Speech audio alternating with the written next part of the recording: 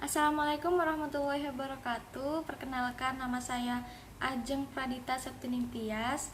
Saya dari kelas B2. NIM saya 211F10123. Di sini saya akan mengumpulkan tugas resum video dari Bunda Tati, yakni resum tentang tunanetra. Dan kali ini saya akan menjelaskan tentang definisi, identifikasi, kriteria, karakteristik, serta klasifikasi dari tunanetra. Dan juga saya akan menjelaskan sedikit tentang penyebab kelainan pada mata. Tunanetra adalah istilah yang biasa digunakan bagi penyandang gangguan pada indera penglihatannya. Tuna artinya rugi dan netra artinya mata. Tunanetra adalah dua kata yang tidak dapat dipisahkan artinya, yakni tunanetra ialah suatu penyakit atau gangguan pada penglihatan atau organ mata pada manusia. Menurut KBBI sendiri, ada 3 definisi arti dari tunanetra, yakni tunanetra ialah rusaknya mata, dan yang kedua tunanetra ialah tidak memiliki mata, dan yang ketiga adalah tunanetra ialah gangguan sistem pada mata. Dan menurut para ahli sendiri, mereka mempunyai pendapat lain, yakni tunanetra ialah anak yang memiliki gangguan terhadap sistem organ matanya, sehingga mereka perlu adanya penanganan khusus untuk bisa membantu mereka dalam melihat lingkungan sekitar. Gangguan mata tersebut bisa disebabkan dari berbagai macam hal, yakni mungkin ada sel yang berkurang fungsinya atau kurang optimal dalam organ mata itu sendiri dan sebagainya. Nah, dalam proses belajarnya, anak yang menyandang tunanetra itu harus memiliki penanganan khusus baik dari segi medis maupun segi sosialnya. Dan anak yang mempunyai masalah pada matanya itu harus memiliki lingkungan yang sangat mendukung mereka untuk maju. Karena apa? Karena mereka memiliki sebuah keistimewaan, yakni yang harus kita hargai dan bisa komunikasi layaknya dengan orang biasa.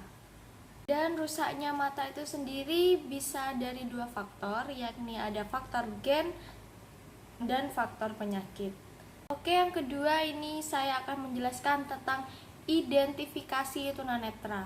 Identifikasi tunanetra ini ada 2, yakni secara optometris dan secara medis. Yang pertama kita akan membahas tentang secara medis.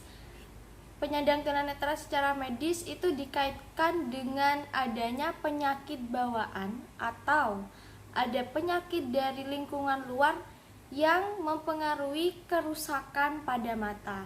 Dan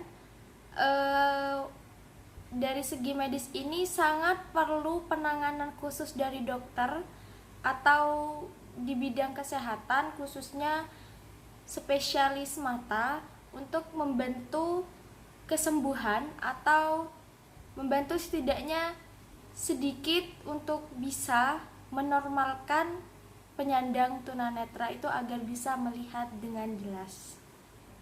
Yang kedua, ini ada dari segi optometris, dan optometris ini bisa disebut dengan estetis juga.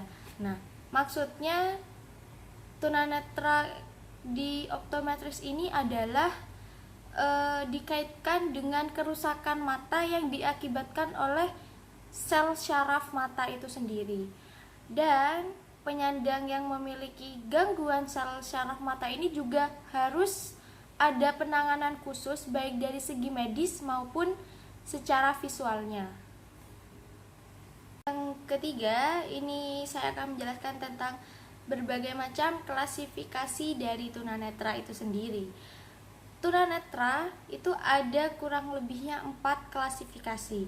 Yang pertama itu ada golongan yang dikatakan masih bisa membaca maupun menulis tapi harus menggunakan alat khusus.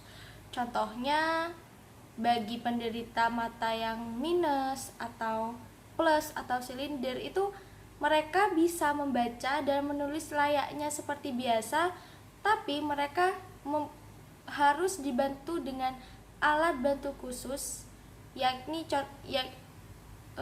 seperti mungkin kacamata atau softland yang sesuai dengan matanya gitu. Dan yang kedua, ada juga golongan yang ketajaman cahaya di matanya itu berkurang. Jadi matanya itu tidak bisa muncul cahaya yang normal, jadi sedikit gelap dari mata normal, dan itu harus juga membutuhkan penanganan khusus yang sesuai dengan prosedur dokter. Dan yang ketiga, ada juga kelompok yang memiliki permasalahan pada penglihatannya, bisa dikatakan dalam golongan rendah karena penyebabnya yakni bisa dari faktor eksternal, yaitu ada infeksi mata atau sakit mata, dan semua permasalahan tersebut juga harus bisa diobati dengan penanganan yang memang tepat dari dokter juga. Dan yang keempat, ini termasuk golongan gangguan mata yang sangat parah, yakni di mana mata sudah tidak bisa melihat apapun alias buta total, dan penanganannya itu harus sangat-sangat diperhatikan dan harus juga memiliki suatu kontrol khusus terhadap mata yang tidak bisa melihat apa-apa tersebut. Jadi menurut saya ini adalah suatu permasalahan mata yang sangat berat dan kemungkinan kecilnya untuk bisa sembuh seperti mata normal itu sedikit. Lanjut, saya akan menjelaskan tentang kriteria tunanetra. Nah, tunanetra ini kriterianya bisa dilihat dari 3 hal. Yang pertama, ada buta total dan kurang penglihatan, serta masih ada cahaya untuk bisa melihat. Dari situ bisa dikelompokkan dari beberapa kriteria, yakni ada yang pertama masih bisa melihat. Nah, masih bisa melihat ini artinya gangguan matanya itu tidak serius dan bisa disembuhkan dalam waktu yang dekat. Terus yang kedua itu ada yang namanya itu penglihatan yang hanya bisa dari sisi samping. Jadi dari depan penderita itu matanya rabun, tapi apabila dari segi samping mata dia masih bisa melihat dengan jelas gitu. Dan yang ketiga, ada juga kriteria yang masih mengetahui adanya perubahan cahaya. Jadi kan cahaya itu ada yang gelap, ada yang redup, ada yang terang, dan itu penderita dalam artiannya itu masih bisa membedakan, oh ini masih cuacanya masih siang, masih seger, masih panas, masih cerah sekali, dan kalau malam, oh ini sudah mulai malam, jadi cahayanya udah agak redup, agak gelap. Itu masih bisa, namun dia dalam penglihatannya itu masih berkurang, tapi dia masih bisa membedakan tentang cerah gelapnya cahaya.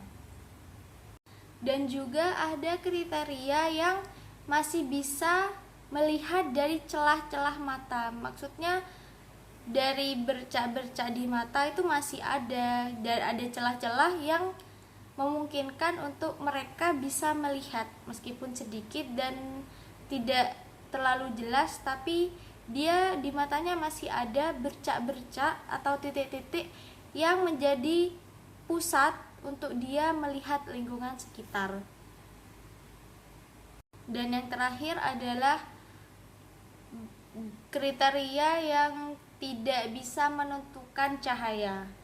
Maksudnya dia tidak, meskipun ada cahaya yang sedemikian rupa terang sekali, itu penderita ini sudah tidak bisa mengetahui adanya cahaya atau tidak di suatu tempat yang ada dia sekarang, itu tidak bisa. Jadi maupun gelap, redup atau cerah sekalipun itu tidak bisa dibedakan. Jadi di organ matanya itu sudah gelap total. Jadi tidak ada kayak dia merasa ada cahaya, tuh dia tidak bisa. Dan sekarang saya akan melanjutkan tentang karakteristik penyandang tunanetra atau anak yang memiliki gangguan mata. Meskipun dalam artian mereka itu berbeda daripada kita, tapi mereka juga punya karakteristik tersendiri. Salah satunya yaitu rasa curiga kepada orang lain. Penyandang tunanetra itu mempunyai suatu feeling yang bisa dikatakan feeling dalam menghadapi orang lain yang ada di lingkungannya.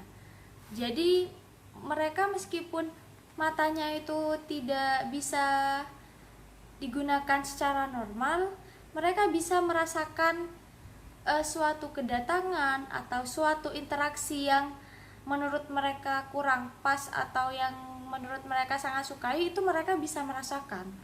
Jadi intinya, meskipun mereka memiliki gangguan terhadap indera penglihatannya, tapi dari segi hati, dari segi feeling, dan dari segi cara berinteraksi visualnya, mereka bisa merasakan itu. Dan yang kedua, ada karakteristik anak penyandang tunanetra yang mudah tersinggung. Dalam artian ini, mereka meskipun tidak bisa menggunakan indera penglihatannya dengan baik, tapi dia masih memiliki indera pendengaran yang cukup baik untuk mendengar omongan atau suara orang lain yang sedang berbicara atau suara-suara yang lain. Nah, mereka itu masih bisa dengar. Dan karena penyandang tunanetra ini ada yang mudah tersinggung, kita sebagai orang yang berperan dalam lingkungan sekitar mereka itu harus pandai-pandai menempatkan diri. Jadi kurangi kayak menghujat atau mengeluarkan kata-kata yang sekiranya membuat mereka sakit hati dan bikin mereka tersinggung. Hal itu sangat tidak diperbolehkan karena dari segi mentalnya dia akan mengalami sedikit gangguan, yakni ada yang merasa tidak pede jadinya. Dan kalau itu adalah anak yang masih bersekolah, dia statusnya sekolah, mungkin kalau dia sering-sering mendengar atau tersinggung terhadap omongan orang sekitar, itu mungkin dia akan malas bersekolah. Kan kalau mereka itu malas, otomatis kan anak yang penyandang tunanetra itu tidak bisa mendapatkan pendidikan yang layak. Dan kita seharusnya bisa mengspesialkan mereka karena mereka juga spesial di mata Tuhan.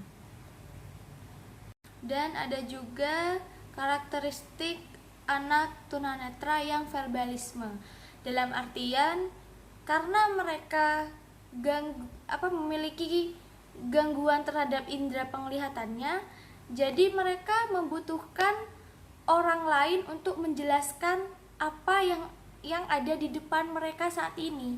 Seperti contohnya ada pelangi atau ada bintang atau ada semacam pertunjukan, dan itu mereka bisa merasakan adanya tiga benda tersebut dengan cara dukungan dari orang lain. Jadi maksudnya ada orang lain yang menjelaskan, oh di depanmu ini sekarang ada mobil bagus mewah warna merah. Jadi mereka bisa berimajinasi, oh kira-kira kayak gini, oh kira-kira kayak gini. Jadi dalam verbalisme ini artian besarnya itu dia bisa merasakan lewat kata-kata dari orang lain yang menjelaskan kepada dia suatu peristiwa yang tapi menjelaskannya itu secara detail, bukan hanya setengah-setengah. Jadi penyandang tunanetra bisa merasakan seperti yang orang normal rasakan, yang bisa orang normal lihat gitu. Dan ada juga karakteristik anak tunanetra yang memiliki perasaan rendah diri. Dalam artian ini, kalau katanya anak sekarang itu insecure gitu. Jadi kayak lingkungan atau temannya tidak mau bergaul dengan mereka, dan mereka akhirnya merasa rendah diri. Oh ternyata aku tidak pantas ya main sama mereka. Dan juga dalam segi hal di pendidikan, mereka yang memiliki karakteristik rendah diri itu susah berkompetensi dengan orang lain.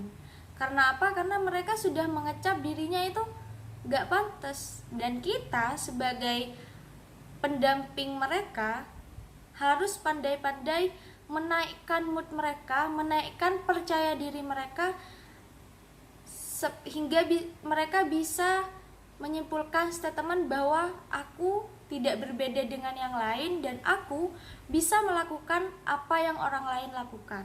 Seperti itu. Dan ada juga karakteristik yang disebut adatan. Adatan itu adalah suatu gerak atau upaya rangsang non visual dari anak tunanetra. Contohnya bisa dengan menggelengkan kepala, menggerakkan badannya, atau memutar-mutar tangannya, serta mungkin bisa juga yang bergoyang-goyang. Dan itu gunanya mereka itu adalah menciptakan rangsangan untuk mereka sendiri. Itu yang disebut adatan. Dan ada juga karakteristik anak tunanetra yang suka berfantasi. Jadi lain dengan penyandang gangguan yang lain, anak tunanetra itu punya kelebihan, yakni bisa berfantasi sendiri. Jadi mereka bisa menggunakan fantasi untuk menyenangkan hatinya sendiri. Contohnya, apabila anak yang lain itu bisa melihat, jadi otomatis dia bisa langsung merasakan. Dan sedangkan kalau anak tunanetra itu hanya bisa berfantasi, tapi dengan fantasinya tersebut dia pasti mempunyai lingkungannya sendiri atau kesenangan tersendiri, karena yang dari hasil fantasi tersebut dia bisa mendapatkan kebahagiaan yang meskipun masih dalam fantasi tapi mereka bisa senang-senang dengan caranya sendiri. Dan itu adalah menurut saya sangat penting untuk membangun fantasi pada anak penyandang tunanetra ini. Salah satunya agar mereka bisa bahagia dan meningkatkan kepercayaan diri di hadapan orang lain dan di lingkungan sekitar mereka. Dan ada juga karakteristik yang bisa berpikir secara kritis. Karena keterbatasan informasi secara visual, anak penyandang tunanetra itu bisa berpikir secara kritis terhadap suatu permasalahan yang menimpa dirinya. Atau di dalam segi pendidikannya, apabila ada guru yang menjelaskan atau memberi soal, mereka masih bisa berpikir kritis untuk memecahkan soal atau memecahkan jawaban tersebut. Jadi meskipun mereka memiliki kekurangan secara penglihatan visualnya, mereka masih bisa mengerjakan tugas ataupun berpikir yang layaknya orang normal biasa. Jadi kalau menurut saya itu anak yang memiliki keterbatasan dalam penglihatannya bukan berarti mereka itu tidak bisa berpikir.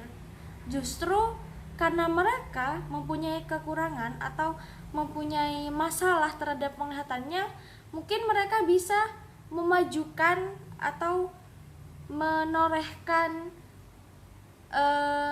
kemampuannya dalam segi yang lain, yakni dengan cara berpikirnya. Dan yang terakhir, karakteristik anak tunanetra itu ada yang namanya berani menunjukkan siapa dirinya. Yang dimaksud anak pemberani ini bisa dari segi mereka berani menggali ilmu lebih dalam lingkungan sekolahnya, dan juga mereka berani untuk menceritakan pengalaman yang mereka alami kepada orang lain. Jadi berani dalam anak tunanetra itu bukan berani karena ingin berkelahi atau apa, tapi mereka bisa mengekspresikan, mereka bisa berani mengekspresikan dirinya itu seperti apa.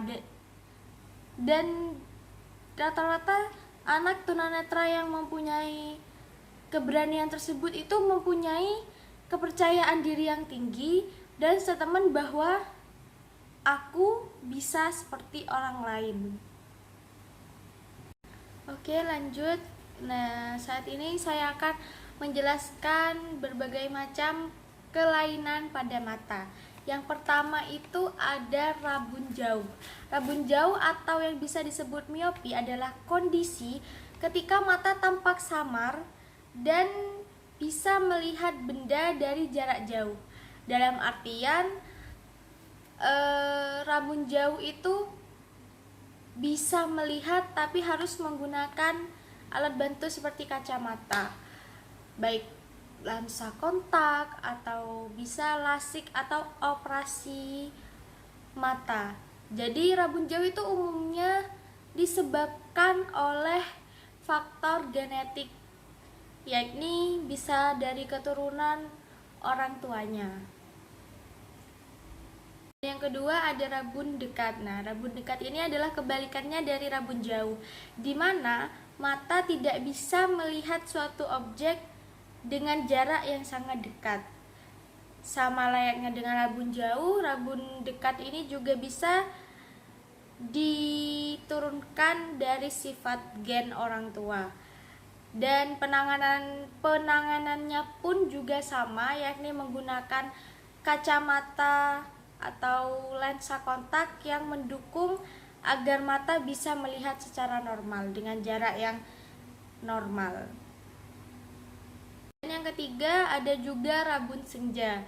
Nah, rabun senja ini suatu gangguan di mana mata kita itu tidak bisa melihat dengan jelas apabila ada di suatu lingkungan dengan cahaya yang redup atau gelap. Jadi mereka tidak bisa melihat dengan jelas karena adanya suatu permasalahan di matanya. Jadi penanganan untuk rabun senja ini masih bisa dilakukan oleh dokter spesialis mata. Yang keempat ada kelainan, yakni namanya astigmatisme. Astigmatisme sendiri ini terjadi karena adanya suatu penyebab, yakni kornea atau lensa matanya itu tidak sempurna, lengkungnya itu tidak rata, dan itu sangat mempengaruhi perubahan letak jatuhnya cahaya pada retina. Dan astigmatisme ini juga disebabkan oleh faktor keturunan. Yang kelima, ada kelainan yang namanya buta warna. Nah, buta warna ini maksudnya mata itu tidak bisa membedakan warna-warna tertentu, dan yang paling sering itu tidak bisa membedakan antara warna merah dengan warna hijau. Penyebab buta warna ini karena ada sel kerucut atau sel warna yang ada di dalam mata itu tidak bisa bekerja secara normal. Akibatnya mata tidak bisa membedakan dua warna yang apabila terkena cahaya itu seperti samar-samar. Jadi mereka tidak bisa membedakan itu. Menurut pandangan mereka dua warna itu sama padahal berbeda. Dan yang keenam itu ada glaukoma. Nah, glaukoma ini adalah suatu gangguan yang menyerang sel syaraf penglihatan.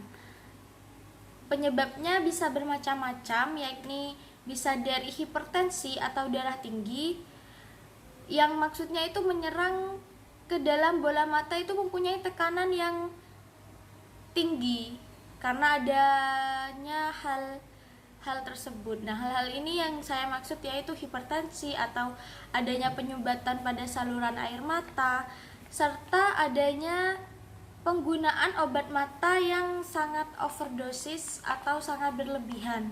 Itu juga mengakibatkan glaukoma. Dan yang ketujuh itu ada yang namanya konjungtivitis. Konjungtivitis ini bisa disebut dengan pink eye atau suatu gangguan pada konjungtiva mata yang diakibatkan karena adanya faktor eksternal, yakni bisa dari bakteri atau paparan asap rokok dan sebagainya. Konjungtiva ini merupakan selaput tipis yang ada pada mata, mungkin bisa di bagian kelopak mata dalam atau yang melapisi bola mata itu sendiri. Jadi cara penanggulangannya atau cara pencegahannya itu simple, yakni mencuci tangan sebelum atau sesudah menyentuh mata dan menghindari tempat-tempat yang penuh dengan asap karena itu bisa menyebabkan kelainan ini. Dan yang kedelapan ada kelainan yang disebut dengan katarak. Nah, katarak ini disebabkan oleh gumpalan atau adanya gumpalan di mata, tepatnya di depan kornea mata yang menghalangi penglihatan mata. Jadi tumpukan protein ini dapat terjadi akibat proses penuaan atau bisa karena adanya penyakit bawaan seperti diabetes atau terkena paparan sinar ultraviolet dan faktor bawaan lain. Katarak ini bisa disembuhkan dengan cara operasi. Dan yang terakhir, saya akan menjelaskan tentang